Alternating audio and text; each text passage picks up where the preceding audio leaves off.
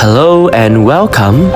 Today, we invite you to step back into history and look at a voyage that changed the future of a nation. In 1620, a small English ship called the Mayflower crossed the Atlantic Ocean, carrying 102 passengers in search of religious freedom and a new life. What began as a risky journey soon became a defining moment in early American history. The significance of the Mayflower goes beyond the voyage itself. It led to the founding of the Plymouth colony and the signing of the Mayflower Compact, an agreement that emphasized cooperation, law, and self-governance. These ideas later influenced the development of democratic values in America. Through this story, we will explore the Mayflower Voyage in 6 key stages told in order by our storytellers, Minh Thư, Thanh Trúc, Trà My, Mỹ Hạnh, Gia Hân, and Công Đạt. And right now, let the story begin. England was a Roman Catholic nation until King Henry VIII broke away from the Roman Catholic Church in 1534 and created the Church of England. This dramatic decision changed not only the Church but the lives of millions of people in England. Although King Henry VIII and the later Queen Elizabeth I changed some aspects of the church, many Catholic practices were still kept, which caused dissatisfaction among certain religious groups.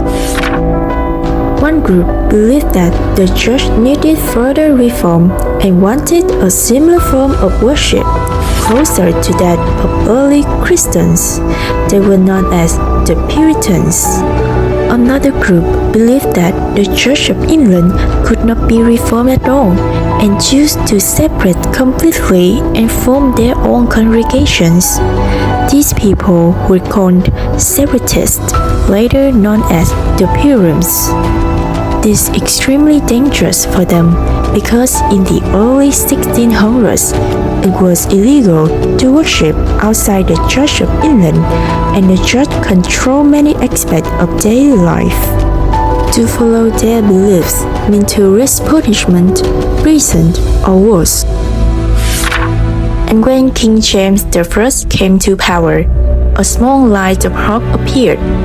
The Pilgrims hoped for religious freedom, but that hope was quickly crushed when the request for reform was rejected. At the Hampton Court Conference in 1604, King James I met with leaders of the Church of England and a small group of Puritans to discuss religious reforms. However, the meeting quickly revealed the king's firm demand for religious uniformity and the royal control over the church.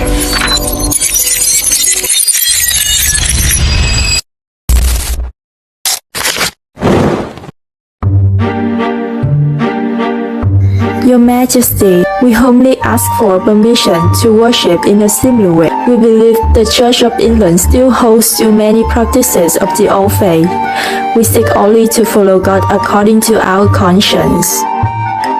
Your Majesty, unity in religion is essential to the stability of the Church and the kingdom. Allowing separate forms of worship would lead to disorder and division. I will have one doctrine, one discipline, and one reason. In substance and in ceremony, a divided church is a threat to the unity of my kingdom. We are loyal subjects, Your Majesty. We ask not for rebellion, only for faith. If this be all that you have to say, I shall make you conform yourselves, or I shall hire you out of the land, or else do worse.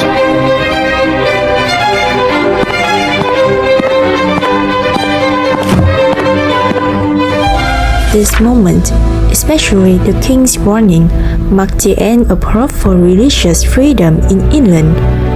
For the Pilgrims, it became clear that their beliefs would never be accepted, and that remaining in England meant continued persecution. Every prayer, every gathering, now carried the risk of punishment. As a result, around 1608, the Pilgrims decided to leave England and moved to Holland, seeking a place where they could finally worship without fear, before eventually deciding to travel to America in 1620, hoping to build a new life based on freedom and belief. In 1620, the Pilgrims made an important decision to leave England and travel to the New World. This decision did not happen suddenly.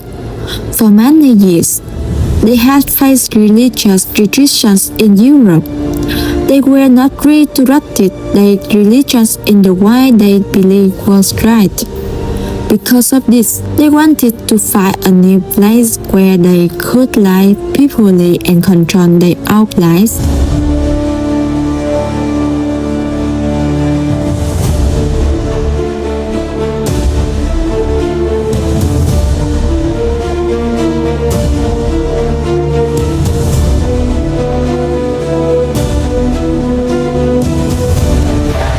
At first, the Pilgrims planned to travel by two ships.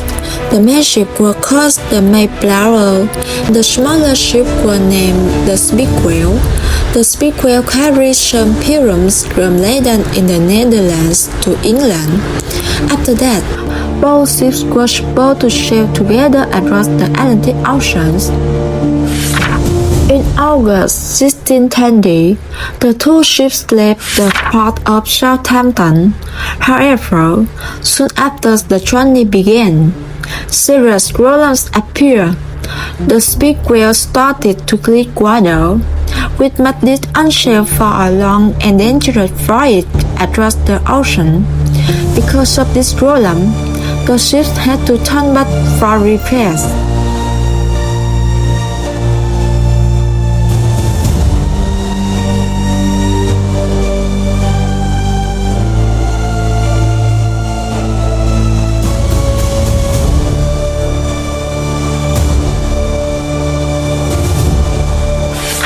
They stopped fish at their mouth and later at Plymouth.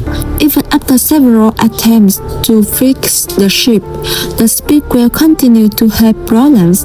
At this point, the Pilgrims faced a very difficult choice. They could either give up the journey or continue with only one ship. Finally, the decision was made to abandon the Speedwell. Its passengers were moved onto the Mayflower. Some people decided to stay behind, but most chose to continue the journey. As a result, the Mayflower became very rowdy, carrying more than 100 passengers. On September 16, 1620, the Mayflower finally left Plymouth, England with 102 passengers and its crew. The ship was quite small and was not designed for such a long journey with so many people. In addition, the ship left late in the year, which means strong winds and storms were more likely. Although the journey ahead was dangerous and uncomfortable, the Pilgrims were determined to move forward. For them, leaving England was not just a trip, it was a right step toward religious freedom and a chance to build a new life.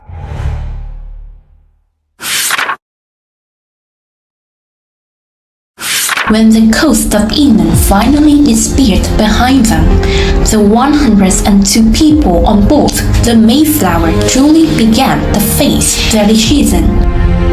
66 days drifting at sea felt like one long torture. From the very first days, severe seasickness turned the grand ship into a living hell, filled with the sounds of vomiting and the stench of blood.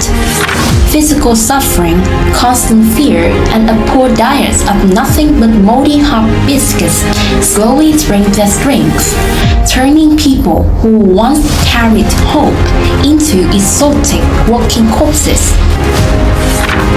The most terrifying audio came from the storms. Violent storms rose as if they wanted to swallow the small ship. Then, during the worst storm of all, the main beam that supported the mast broke. Freezing seawater rusting like a waterfall. In that moment, everyone believed their fate was sealed. But human will was stronger than the sea. In the middle of the panic, they found a large jack that had been brought to build houses in the New World. They used it to lift the broken beam, supported it with temporary posts, and took turns day and night pumping water out of the ship by hand. Yet the sea was not their only enemy. The body weakened because of scurvy, caused by a lack of fresh vegetable and vitamin C. Their gums bled, their body ached, and they were exhausted. Pneumonia also spread in the cold and air. 2 people did not survive and died at sea. But in the middle of suffering and death, a baby was born. His parents named him Oceanus, which means the ocean. In November 1620, after more than 60 exhausting days at sea, the passengers aboard the Mayflower finally saw land. For a brief moment, there was relief. The journey seemed to be over, but that relief did not last. This was not Virginia. Strong winds had pushed the ship north to Cape Cod, a place cold, unfamiliar, and beyond English control. Here, there was no royal authority, no clear laws, no one officially in charge. Tension quickly grew on board. Some passengers were pilgrims, traveling as families in search of religious freedom. Others were sailors and workers who did not share that vision. Regarding they were outside English rule, some men argued that no one had the right to govern them anymore. For the pilgrims, this was deeply frightening. In an unknown land, disorder could destroy their settlement before it even began. The leaders knew they had to act, and they had only one chance. Before anyone went ashore, they gathered inside the ship. In the dim, crowded space below deck, surrounded by uncertainty, they chose order over chaos. They decided to write an agreement, and this document would be later known as the Mayflower Compact.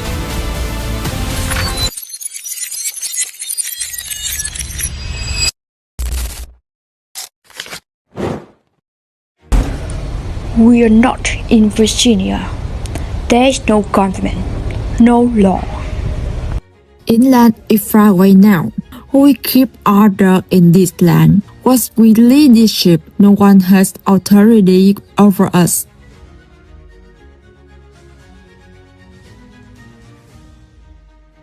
Without order, this settlement will fail before it even begins. And who gives you the right to rule us? No one did. That is exactly why we must decide We together. crossed the ocean as a group. If we divide now, we will not survive. Then we propose an agreement. We will form a civil body politic. We will create laws together and obey them for the good of all.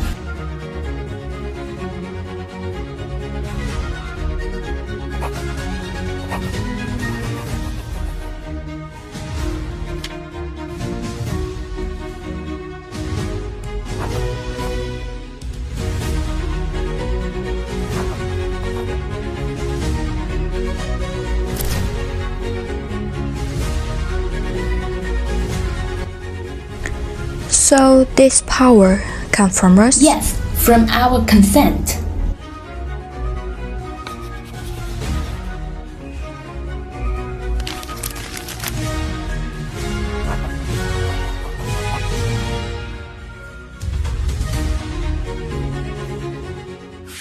The agreement was short. but its idea was powerful. 41 men agreed to create laws together and obey them for the good of the community. They governed themselves by consent. The Mayflower Compact did not create modern democracy, but it marked a remarkable moment. For the first time in the New World, government was based not on royal power, but on the agreement of the people themselves.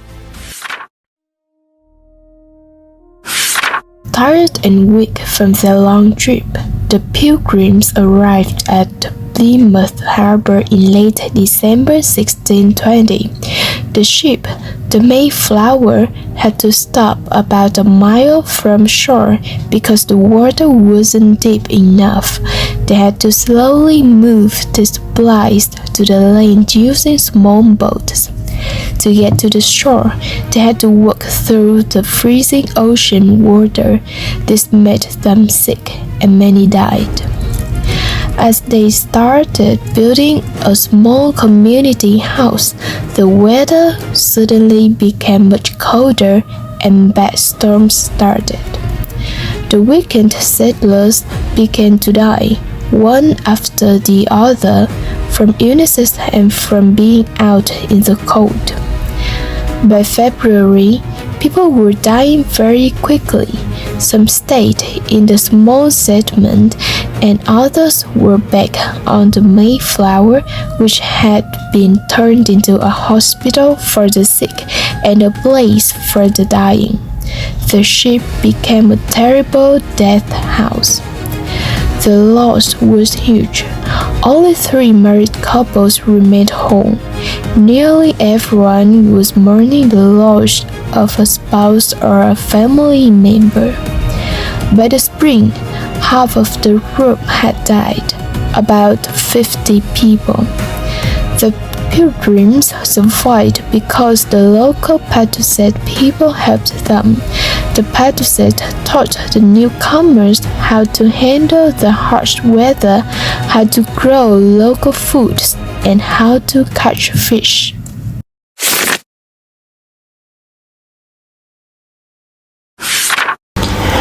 By the fall of 1621, the Pilgrims had successfully harvested their first crops, a sign of their endurance and a promising start to their new lives in Plymouth.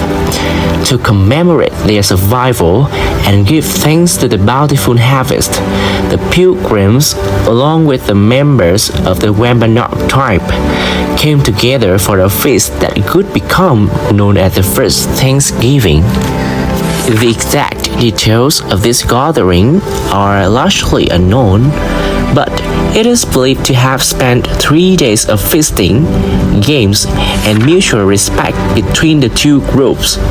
The menu differs significantly from today's Thanksgiving meals. It likely included venison, white fowl, fish, native fruits and vegetables rather than turkey, cranberry sauce, or pumpkin pie. The Thanksgiving celebration, held by the Pilgrims and the Wampanoag, was not an annual event initially, nor was it associated with the modern concept of Thanksgiving. However, it set a precedent that could gradually evolve. Thanksgiving gained popularity over the centuries, with various leaders, including George Washington, recognizing days of thanks during the country's early years. The concept of a national Thanksgiving holiday began to solidify during the Civil War when President Abraham Lincoln, hoping to unite the nation, declared Thanksgiving a national holiday in 1863. By establishing the holiday, Lincoln sought to encourage gratitude amidst one of the most challenging periods in American history. Today, Thanksgiving remains a cherished holiday that transcends its historical origin, celebrated by diverse communities across the United States. The story of the Mayflower and the Pilgrims' journey serves as a reminder of resilience, cooperation, and gratitude. It symbolized the enduring legacy of courage and the power of communities coming together, even in the most challenging circumstances. Thanksgiving has since evolved, yet its root in the Pilgrim's narrative remind us that gratitude and perseverance are as relevant now as they were on that cold November shore so many centuries ago.